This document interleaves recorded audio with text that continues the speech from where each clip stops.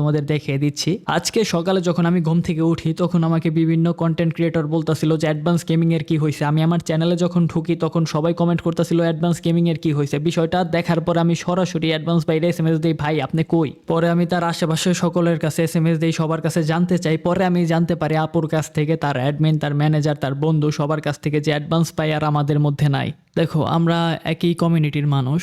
Advance ভাই ছিল আমাদের বড় ভাই, আমাদের আইডল। আমরা রোস্টার, আমাদের কমিউনিটি এক ছিল। যত বিপদ আপদ, যত ঝগড়া বগড়া যাই করি না কেন, দিন শেষে সে আমাদের ভাই। তো অ্যাডভান্স ভাইয়ের তরফ থেকে আমি তোমাদের সকলের কাছে মাপ চাচ্ছি।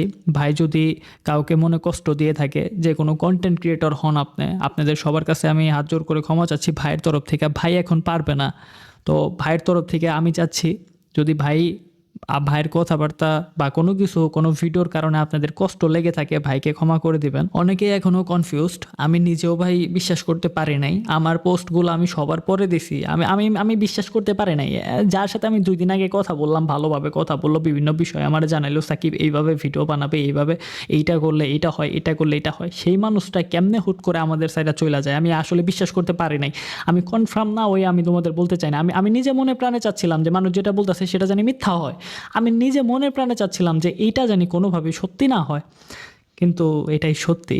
তোমরা যারা আমার মতো কনফিউশনে ছিলা, তোমরা যারা এখনও বুঝতে পারতেছো না কি হয়েছে, অ্যাডভান্স ভাই সত্যি আমাদের মাঝ থেকে চলে গেছে।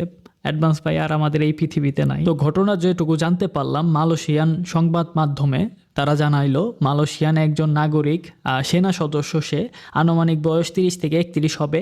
সে মদ্যপান করে বা নেশাগ্রস্ত অবস্থায় সে ড্রাইভ করতেছিল।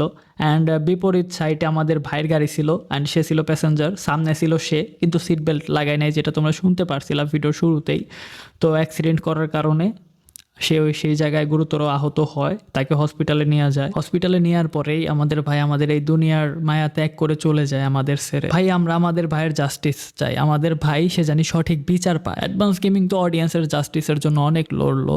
যারা পুরাতন অডিয়েন্স, তোমরা অ্যাডভান্স গেমিংয়ের সম্পর্কে ভালো করেই জানো। আমি ভাই অনেক পুরাতন, আমি ভাই অ্যাডভান্স গেমিংয়ের শুরু থেকে এখন পর্যন্ত সব কিছুই আমি জানি। ভাই তোমাদের জাস্টিসের জন্য হাজার হাজার শত্রু বানাইলো, সেই ভাইয়ের এখন জাস্টিস লাগবো, তোমরাই একমাত্র তার জাস্টিস চায়না দিতে পারো। সেইটা কিভাবে, এটা আগে তোমাদের ক্লিয়ার করি। এখন মালয়েশিয়ান সংবাদ মাধ্যমগুলা প্রকাশ করতেছে বাঙালি বইলা, জাস্ট একজন সাধারণ মানুষ হিসাবে প্রচার করতেছে। আর যার সাথে অ্যাক্সিডেন্টটা হয়েছে সে একজন সেনা সদস্য। তো এটা ভাই স্বাভাবিক, ভাই সত্য বলতে কোনো সময় ডরাই নাই, এখনও বলবো ভাই সত্যটা। এটা স্বাভাবিক যে ভাই গভর্নমেন্ট চেষ্টা করবে সেটা ধামাচাপা দিতে, কারণ সদস্যটা ছিল সেনা সদস্য। আমাদের ভাই জানি জাস্টিসের অভাবে না ভুগে, আমাদের ভাই জানি সে সঠিক বিচারটা পায়। মালয়েশিয়ান সংবাদ মাধ্যম সেটা প্রচার করে, সেই নিউজের লিঙ্কটা আমি কমেন্ট বক্সে দিয়ে দিব। স্ক্রিনের উপর আমি লিখে দিছি, এইটা লিখে justice for advance gaming, justice for Mujahid, সব কিছু লিখে তোমরা ফাটিয়ে ফেলবা স্ক্রিনের উপর।